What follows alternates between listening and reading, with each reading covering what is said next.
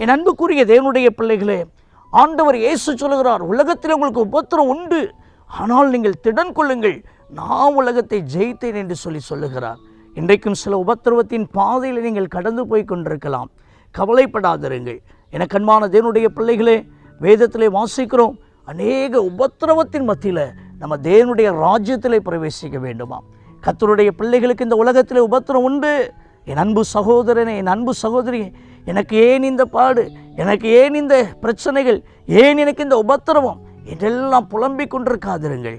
இன்றைக்கு இந்த வார்த்தை கேட்கிற தேவனுடைய பிள்ளைகளே, ஆண்டவருடைய கரத்தில் உங்களுடைய வாழ்க்கையை ஒப்புக்கொள்ளுங்க. ஆண்டவருக்குள்ளாக உங்களை திடப்படுத்தி கொள்ளுங்க.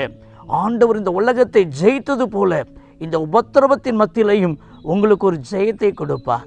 என் அன்பு தேவனுடைய பிள்ளை, அது என்ன உபத்திரவமாக இருந்தாலும் சரி, அது கொஞ்ச கால உபத்திரவங்கள், கொஞ்ச கால பாடுகள், அதற்கு பின்பு ஒரு மேன்மையை, ஆசீர்வாதத்தை உங்களுக்கு